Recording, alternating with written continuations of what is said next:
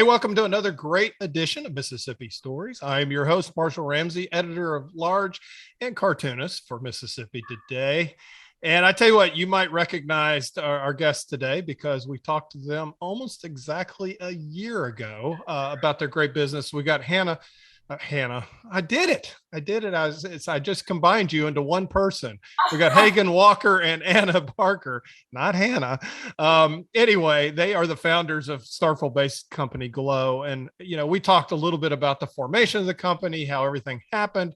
Well, on March 31st, 2022, Peter S. Goodman from the New York Times wrote an article about one shipping container and the supply chain snafus that we're all dealing with and what the source of inflation is and how one small company that is growing by leaps and bounds in Starkville, Mississippi's whole life depended on finding this shipping container and getting it here before Christmas.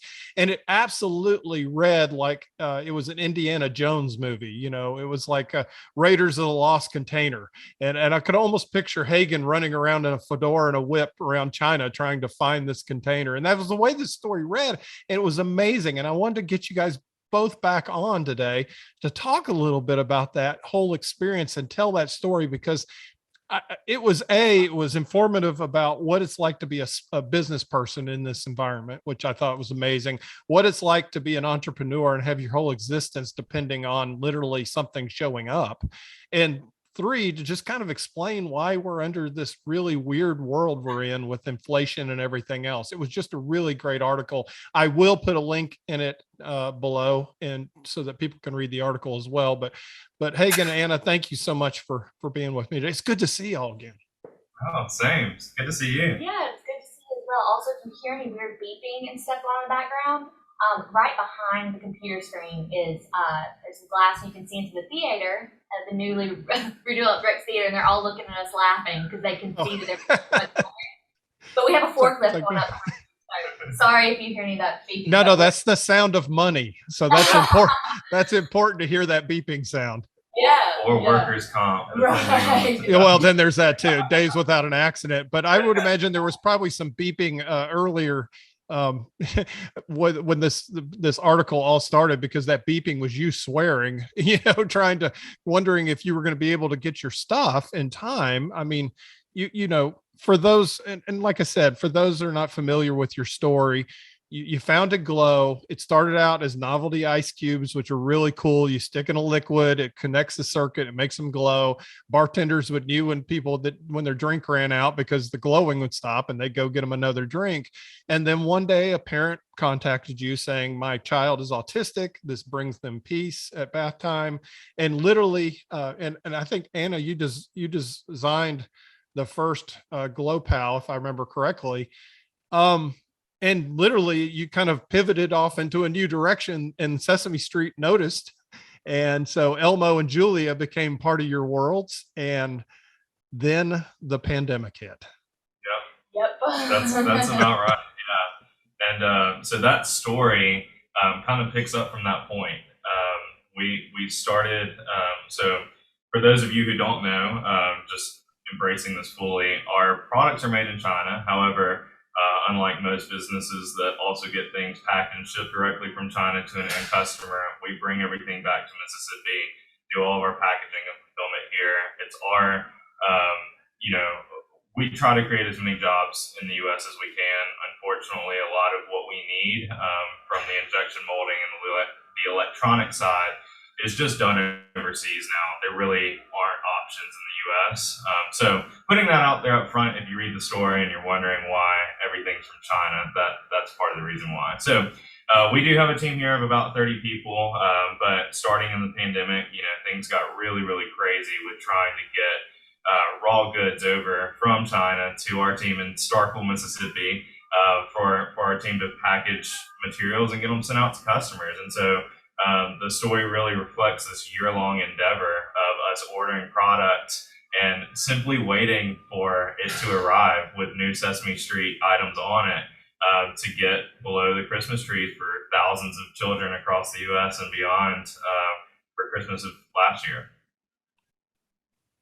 I thought it was amazing that it used to cost about $2,000 to bring a container over, to ship a container. And so inside that container, and this, so you had 21,196 Elmos, and you had 21,196 Julias, both. Yeah. Yeah. But that, I mean, that's about, you figure about a quarter of your sales. So so that would have been about a 40-foot shipping container. If you can imagine, if you ever see the cargo ships, it's one of the big boxes you see on the top of it. $2,000 is what that normally would cost to get it to your doorstep in Starkville. $20,000 initially. That was the first number you had to throw out there.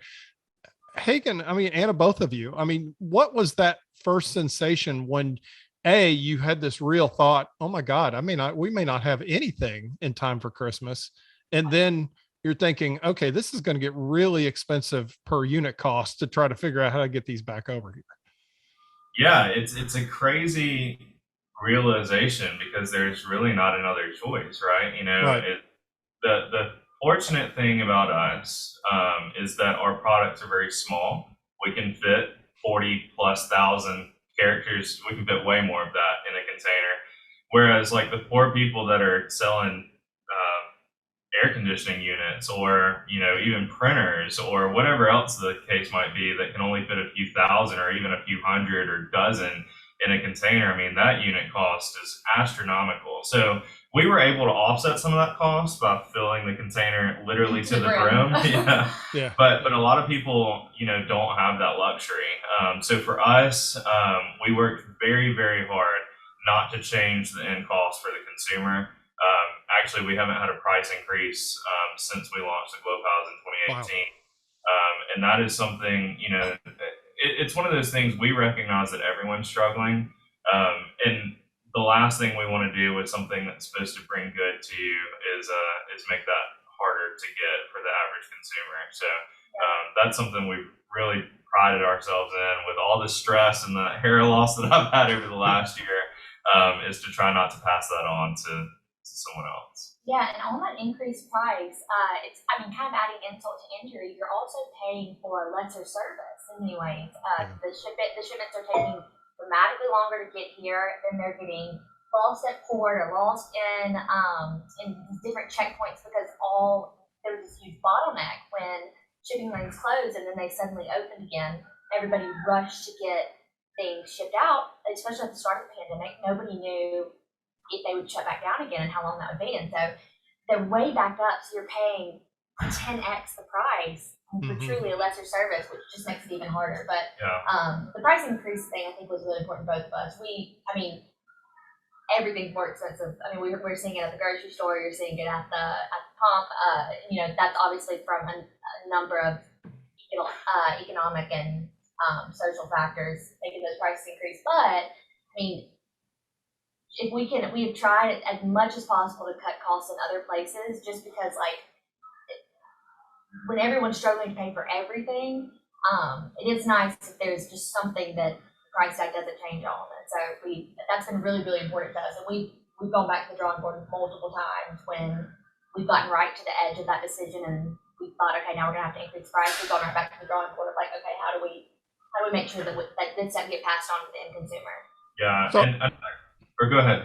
No, I'm just saying, as a business, when you sit there and say, okay, I'm going to have to eat an extra $1,000 here or an extra $20,000 there, what areas do you look to cut back on? I mean, do you unscrew half the light bulbs in the office? Or, I mean, what are some things that you look at and say, oh no, we've got to start cutting here? Because obviously, for you, your people are important because you don't want to lose that capital, because they're a very important part of what you do. So salaries, that's obviously a big chunk of your expense. But what do you do? What do you cut back on? Well, all of our lights are actually LED, so that was look at you. Okay, there you go.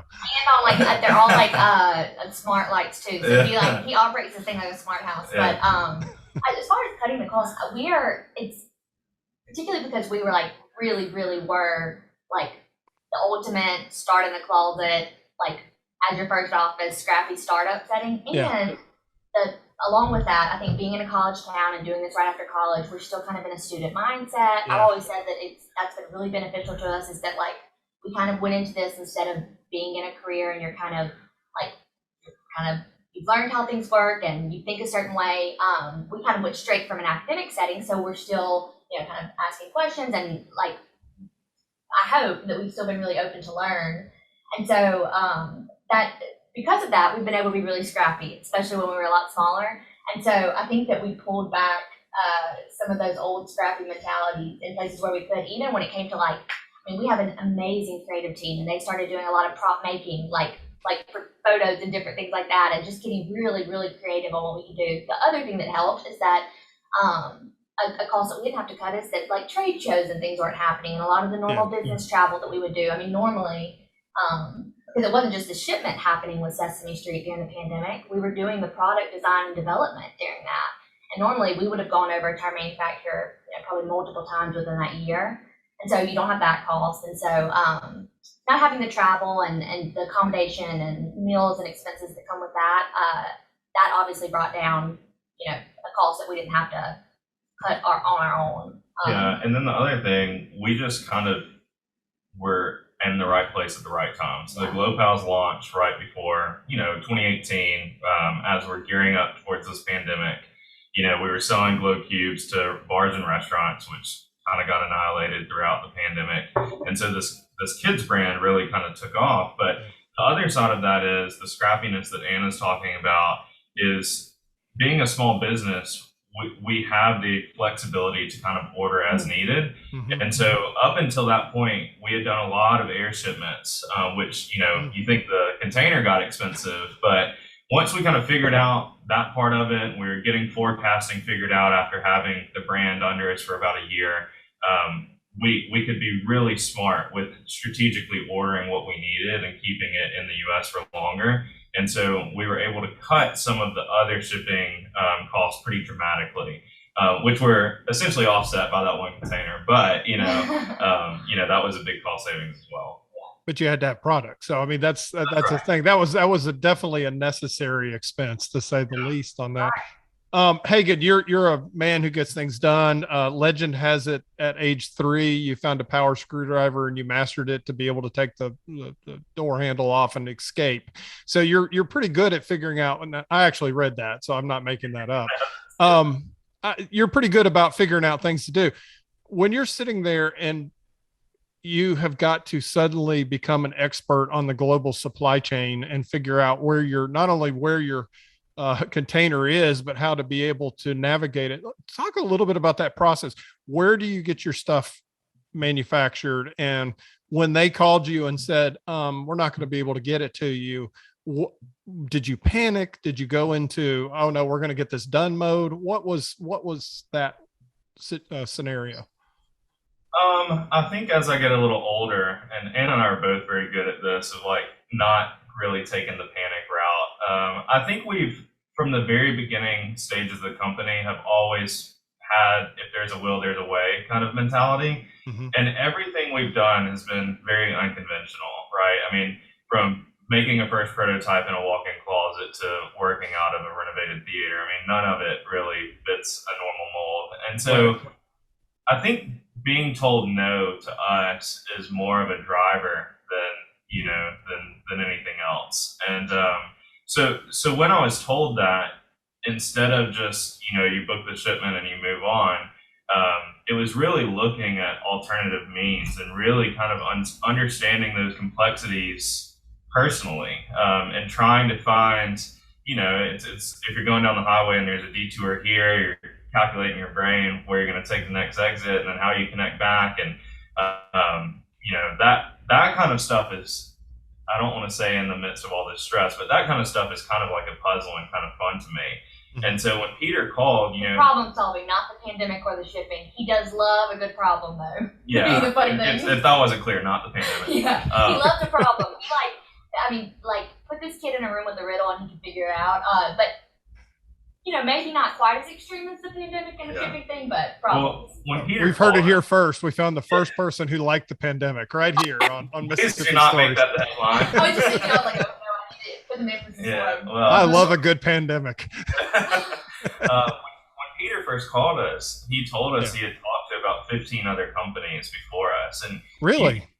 On on that call that he was just bored out of his mind when we first got on there.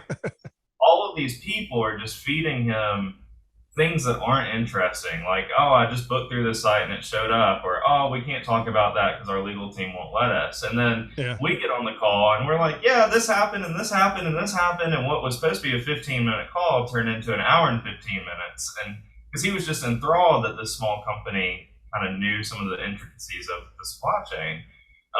And so it was very interesting, but I think it's also taught us, like, Anna and I, this is our first job outside of college, right? And I think some of that, we've kind of reinvented the wheel on some things. Like, there are people that can just handle some of these logistics things for you. I think in this particular scenario, we were lucky that we kind of did it ourselves because we had some more flexibility than just being told by some, stamper somewhere that we weren't going to be able to get our product. But, it's one of those things that has been really rewarding because we've gotten to see really the inside of the supply chain, so to speak.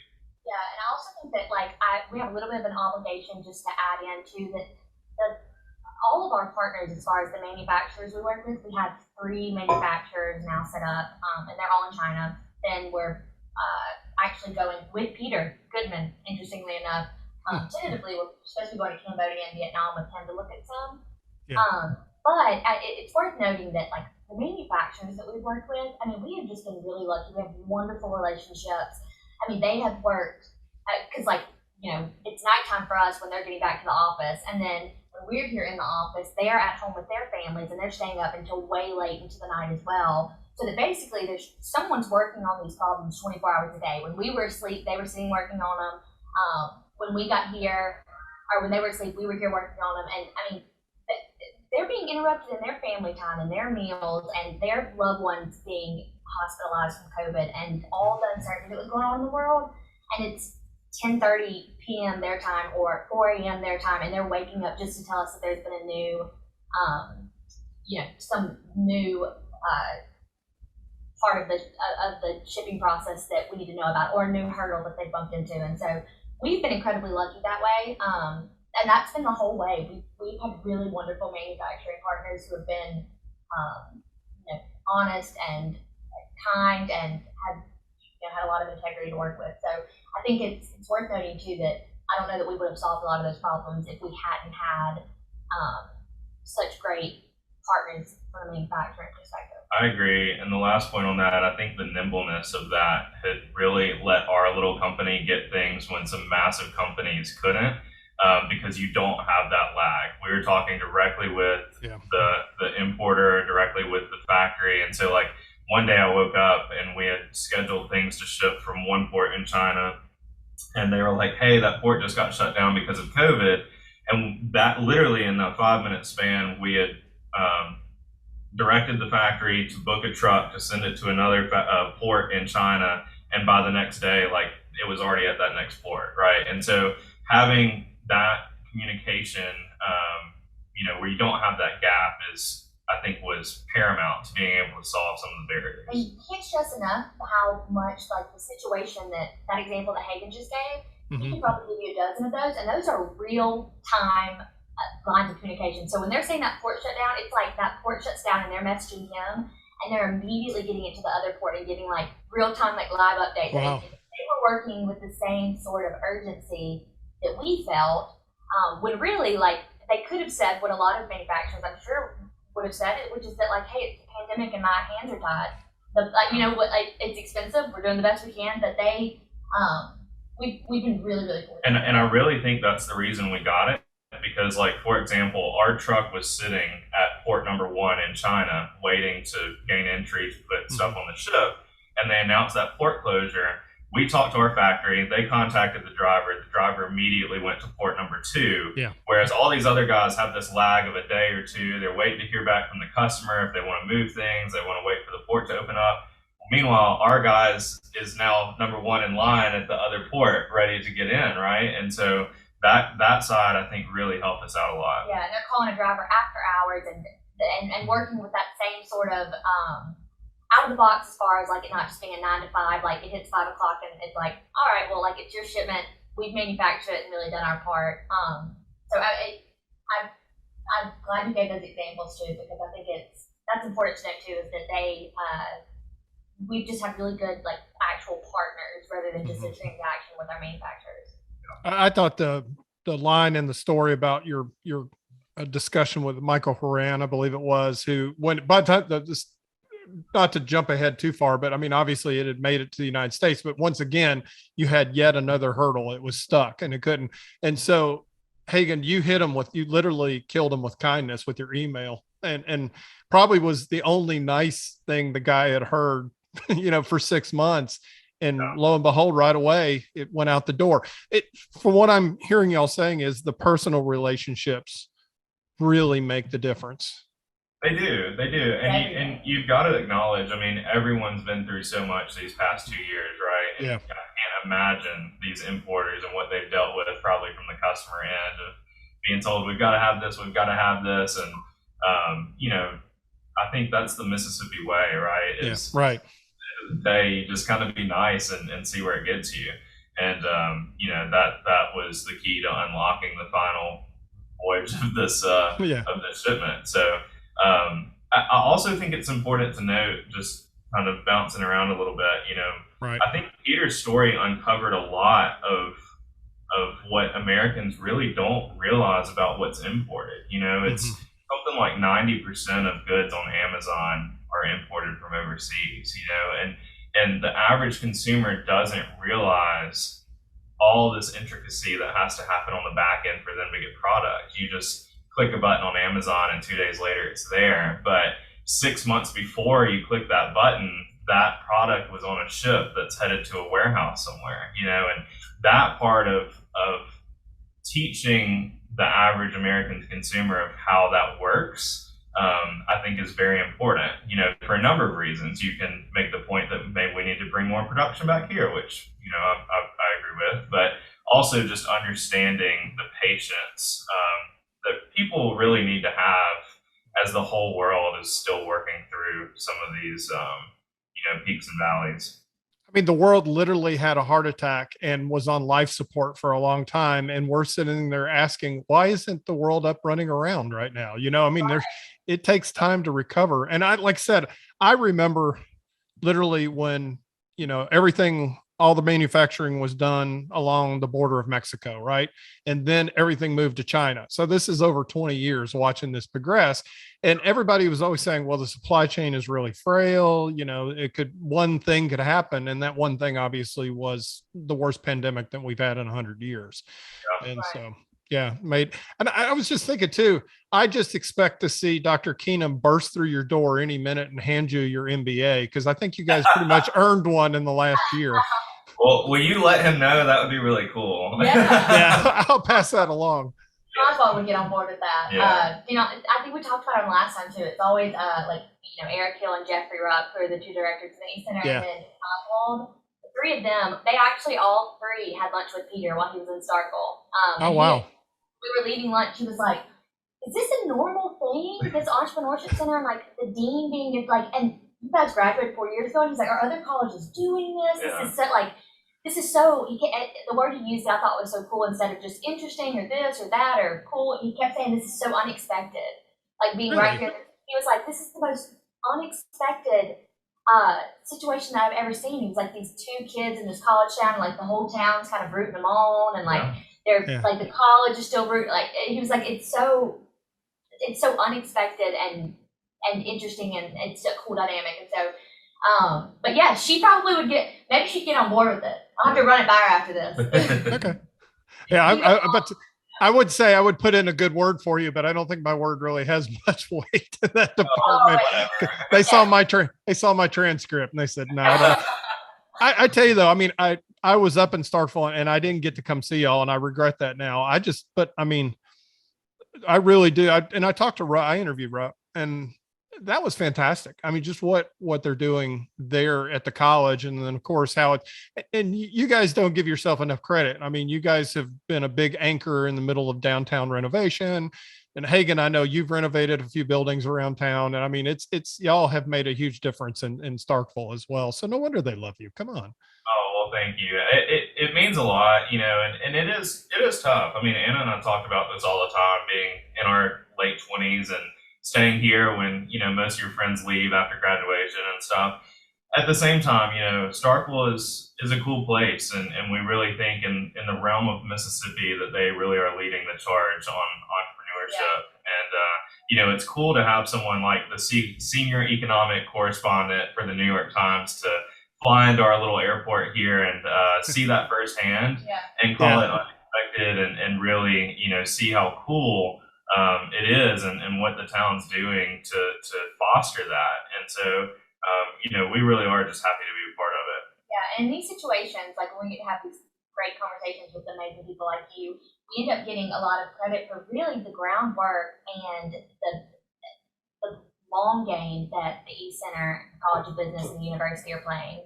I think we said this actually in the last call we had with you, that they are laying the foundation right now for stuff that we will see the outcome of 10, 15, 20 years down the road. I always use the phrase that the three of them and Mississippi State, as far as entrepreneurship go and really fostering this startup setting, they are all playing a long game, and they're using that as a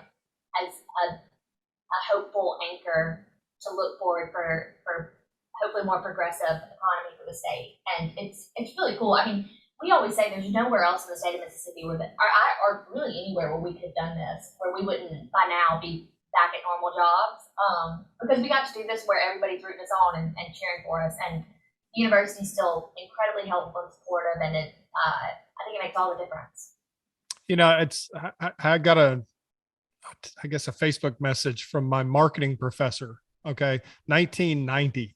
So that's how long ago it was I had this guy, right? And he remembered me, right? So he just dropped me a note. And I remember one of the projects we had in the class for group projects was we were given a craft brewery type brewery. And so our choices were, we could either build a brewery in the middle of a real trendy warehouse district, in downtown and so forth, or we could move it for much cheaper out in the suburbs in a metal building. Right. And there were some of the people in the groups that chose that option.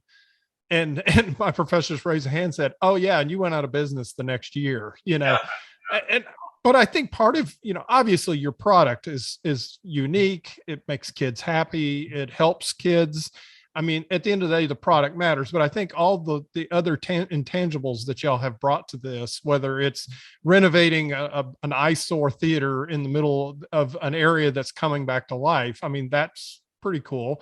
The fact that you're building jobs, the fact that you're poster children for the opposite of brain drain. But on top of that, you're actually building your role models for every one of those students that are coming through Mississippi State through that program right now. They're saying, well, they did it, then I can do it. And I mean, I hope that doesn't put any pressure on you whatsoever. No, that's so kind to say. And I feel like maybe giving us more credit again than is due. Okay, well, I'll stop. You guys are terrible. Okay, you're horrible. So, no, just kidding. We got to do all this when, again, the university was in a really unique position. We kind of were the first to really be involved in the East Center after they reworked that program and gotten it started. And so we, it's just like with the whole story, so much of it is just really good luck. And if anybody does a startup or builds a business and they don't stop at some point, just say, a lot of times I was in the right place at the right time. I had a lot of great people that were smarter than me giving me advice. If they're not telling you that, they're not telling you the whole story. I mean, right. Just been surrounded by more wisdom than the two of us could ever have, and experience, and people that were willing to take their personal time to pour into us when it was just the two of us with no sales and no employees, and we were drawing little stick figures on the back of a sheet of paper. And so we, it's worth noting just how fortunate we have been there for sure. And I think being in a college town has continued to help. But also, on a side note, how cool was your professor in 1990 to give you a project with a craft brewery? Yeah, I'm no kidding. He was way ahead of his time. I should have gone out and started I should have started doing craft brew. That's what I was thinking when you said that. I was like, is that right? That's so cool. That is cool. Yeah. That is cool. And to your point, I mean, it's cool because Anna and I, even last week, we're part of Startup Summit, which is the eCenter event that started Glow back in 2015. And so we were judges on that panel. It essentially a small Shark Tank. And so Yeah. it's really cool to be able to go back and kind of see that and see these other startups that could do very similar or could even get way bigger than we are. There's some awesome ideas that are coming out of the Entrepreneurship Center, and it's just really cool to be a part of that. We enjoy it a lot. Yeah. One student reinvented a way to make clippers to be able to cut hair, African Americans' hair a little bit easier. I thought that's brilliant. I mean, I remember just some of the examples that we're talking about in the last interview on this. So, I mean, like I said, the thing I love about the story, number one, I mean, like I said, I want to read.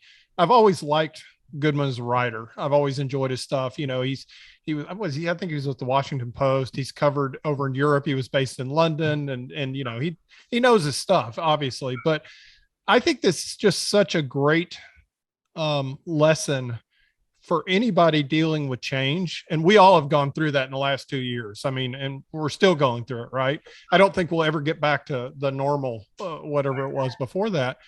But I think the overarching metaphor and lesson of this thing is to respond to a situation, don't react to it. That's right. Yeah. That's a good way to put that. Also, I just having such a good reflection moment because Hagan and I get so busy and all the stress and all, and even just like hearing you say that is like a good reminder that student mentality. But that's a perfect way to put it. Yeah. Another thing I love about where you work is you have dogs. Can you hear them? Yeah. I think that's just too cool. So just to let you know that. It's asleep too, so we're hoping she doesn't wake up and start barking. Yeah. So for you that don't know, we let employees, as long as they're mostly good, bring the employees of the dogs. The dogs. Okay. If the dogs are good, they can come to the office, and then we even have a few employees that bring their children a few times a week. Yeah. So it makes for a fun work environment. But I mean, we're making children's toys, right? And so you don't think about it, but when a child's playing in the hallway doing something that you just don't think about, and it comes up, it sparks inspiration behind some next idea. So that's and the stuff they'll pick up and they'll find interesting, and just like it kind of takes you back to like a child mindset. So I think it's kind of like the movie Big, right, with Tom Hanks. Yeah. Yes, that was a great example. Yeah. Yes, and also like Hagan and I both don't have children, and so we're unmarried and don't have children. We're making this all day in like the early childhood development space. We were just like reviewing some product sketches right before we hopped on this call, and so the smartest thing that we could do is to invest in working moms and dads, and so we try to make sure that we have great parental leave policies and healthcare stuff that supports families. And so one of those extra benefits is bringing them to work. We do Franny Fridays with one of our employees' little daughter named Ida Francis. And so she always comes on Friday. But yeah, it's cool. There are obviously the startup challenges, but it's fun to kind of get to make the office that you would want to have. Yeah, definitely. And too, and one thing about employees is that if you're giving and caring to them, it's amazing that 99% of them will turn around and just basically give you a kidney if you need one. It's amazing. I've been in the opposite situation and by the way, that light bulb example I used, I had a publisher who actually did that in the newsroom. I love it. Unscrewed half the light bulbs. I came in one day, I was like, I got a headache. I can't quite figure out what's going on. It was like dim in there. So yeah. So So one of the things that I think the way the story ended, and I mean, by all the anxiety and everything kind of relieved when you saw the truck pull up to y'all's warehouse out in the suburbs of Starkville, which I love that concept. And it just okay. But anyway, had to be a huge sense of relief, but it was like lasted for about 3 seconds because you had to get busy and unload the truck and get the product moving and you were on a deadline and so forth. But the other part was you suddenly had to figure out how you were going to be able to handle 2022. How are things different today than they were this time last year? And, obviously you talked about you're going to have different manufacturers. You're going to spread that around a little bit to kind of hedge your bets, so forth. How is it different from what you've learned, the process getting ready for Christmas of 2022? Oh my gosh, I think we've learned so much. It's been it almost feels like a breath of fresh air. Like last year in general, personally and professionally, was just a tough year, and I think a lot of people went through that. But in the end, it worked out, right? And so I think the lesson there is that it works out, and there's things that you can fret about and worry about that are outside of your control, and there are things that you can work on that are inside of your control. And I think that attitude has a lot to do with that. I know that's the pie in the sky version. The more boots on the ground version, Anna and I have focused a lot on product development so far this year, working on some new things, working on very high level concepts to move us away from some of the supply chain stuff. So, you know what the glow piles look like. I have some Sesame Street ones here. So we added these ones. You said last time we were getting Julia and Elmo ready, but now we have Big Bird, Cookie Monster, and Abby Babby. Which have been so much fun. You'll notice that on our website they're not now all out of stock again until we get another shipment in.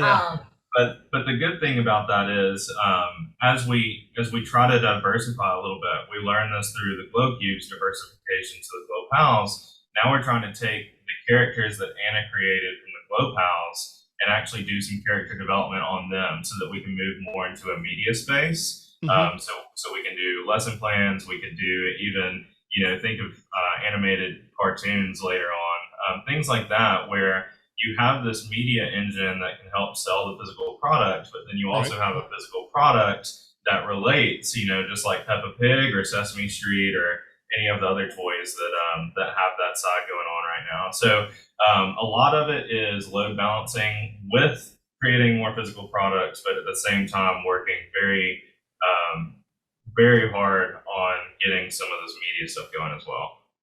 Yes, I'm kind of coming at it from the other direction. I've got my little cartoon characters that I'd eventually want to turn into plush toys. So, I mean, it's kind of funny how we're going the opposite direction. So it's kind of funny. We can talk offline about that. Amazing. Oh, I was about to say, I would buy them just so I could prop them up in here and look at them. That would be amazing. That's such a good idea. Yeah. So being plushies, that'd be amazing. And we're still doing hardware development too. The media side is just kind of an but I totally understand that, like I said, a lot of what I do now is digital, and you don't have to worry about as much with digital. There's not going to be unless somebody like, some kind of, obviously never mind. I am not going to jinx anything right now.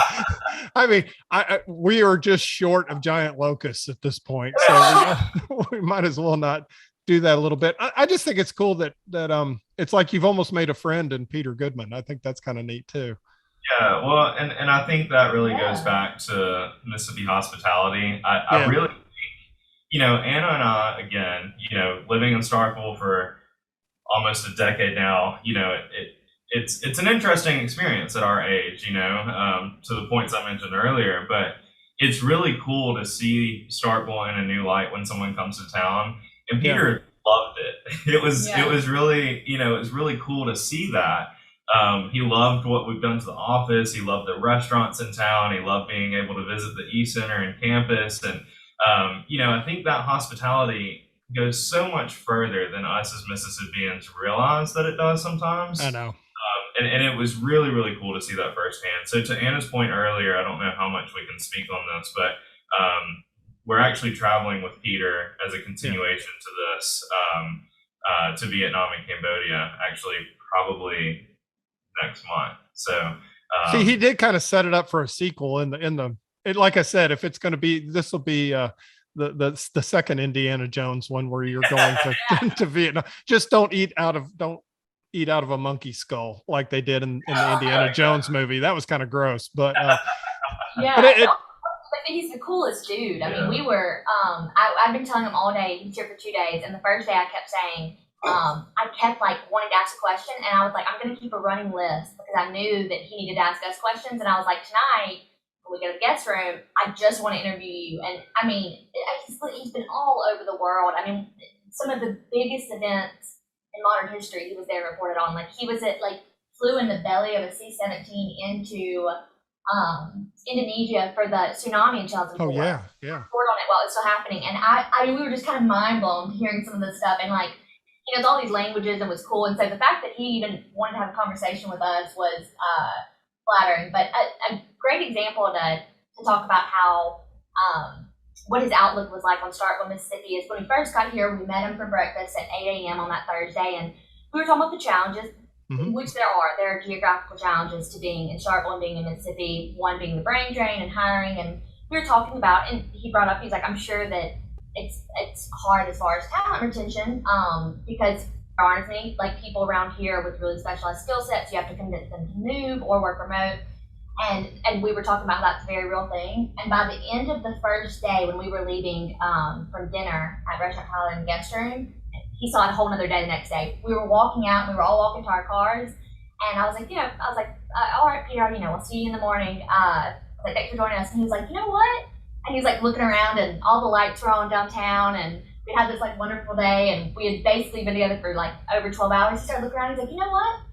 You might not have such a hard time getting people to move here after all. Oh, wow. And he's been all over the world, and he kind of got to like experience our little world, and he was like, and that's whenever he made the comment about, he was like, this is so cool and unexpected and interesting, and I'm so glad that I got to come here and see what y'all are doing. So the coolest dude, and he was nice, and he like kind of like how I said with Sesame Workshop, he never talked to us like we were the small guys. He was just a smart, really interesting character to have around.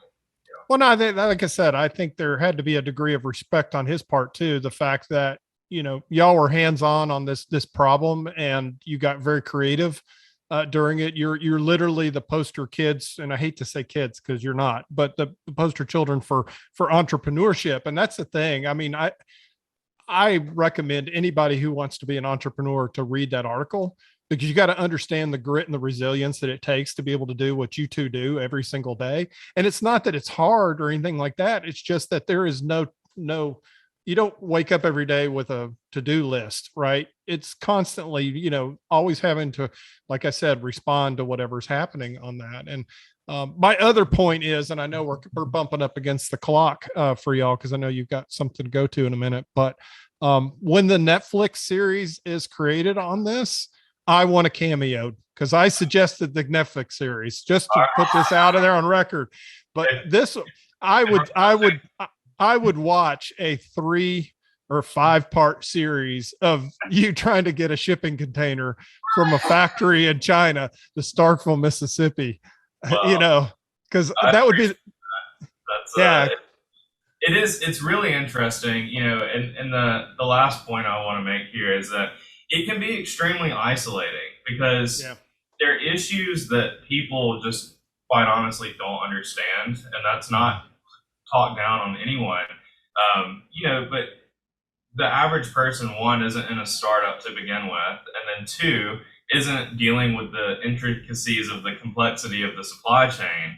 And so it's very difficult sometimes when people ask you about work, and you honest friends asking you about how things are going, and you start to explain some of that, and they just don't get it, which is totally fair. But it does make it really hard. And so things like this that bring light to some of that, things like Peter's story, it's really helpful in general, just for people to see, the amount of work that goes into getting a small toy to your doorstep. So we really appreciate the time on your part.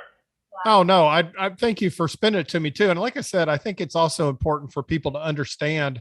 And, a lot of times you see on Facebook, and everybody's frustrated right now because of what's going on with the economy and everything else. But they got to understand that it isn't just one person messing everything up, that it's usually something going on. Oh yeah, because we've had this virus. Oh yeah, because we have this war in Ukraine now. That literally there are pressures on everyday people that are trying to figure out how to make their dreams work. And you two are doing it every single day. And so I was just, when you messaged me that he was going to write it on the story, and I read the story, I was like, yeah, we got to talk about this, because this is incredible. But y'all two never cease to amaze me. So that's huge praise coming from you. We really appreciate it. It's always so it's me. I don't know if that's huge praise, but anyway, it's decent praise. But like I said, it's a great story. Like I said, it was in the, it was March 31st, Peter Goodman, New York Times, and I'll put a link to it. And is there anything else before you guys have to run out the door? No, we just want to say thank you. You know, it's always fun to talk, and we still got to show you the office at some point. So next time you're in Starkville, definitely let us know. Well, why don't the next 2 or 3 weeks are kind of crazy, but why don't we look at our calendars and I'll make a special trip? How's that sound? Sounds like a plan. Yeah. Sounds good. And anyway, thank you so much. I appreciate it. Congratulations. I can't wait to see the new product lines and everything back out in the stores. This is wonderful. Awesome. Thanks so much. All right. Y'all take care. Bye. Thank you for watching this episode of Mississippi Stories. Make sure to subscribe to the Mississippi Today YouTube channel and click the bell to be notified every time a new video uploads.